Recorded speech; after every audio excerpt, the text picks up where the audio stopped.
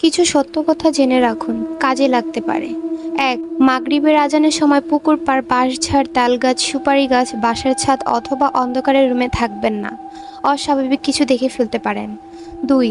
গভীর রাতে একা রাস্তার হাঁটার সময় যদি দেখেন কালো কুকুর বা কালো বিড়াল আপনার বাম পাশ থেকে আপনাকে ক্রস করার চেষ্টা করছে, তবে এটাকে কখনোই বাম দিক দিয়ে ক্রস করতে দেবেন না, আপনার ক্ষতি হতে পারে।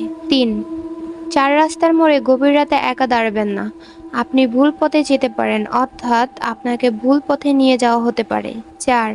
যদি দেখেন বাঁশঝাড়ের কোনো একটি বাঁশ কোনো কারণ ছাড়াই নিচু হয়ে আছে, তবে ওই বাঁশের ওপর দিয়ে যাওয়ার চেষ্টাও করবেন না, আপনার ক্ষতি হতে পারে।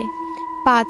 আপনি রাতের বেলা কোনো লোকের পেছনে যদি অনেকগুলো কুকুর লাইন বেঁধে যেতে দেখেন, তবে ভুলেও ওই পথে যাবেন না, কারণ লোকের পেছনে কুকুর ঘোরার ব্যাপারটা অনেক খারাপ কিছু নির্দেশ করে। ৬.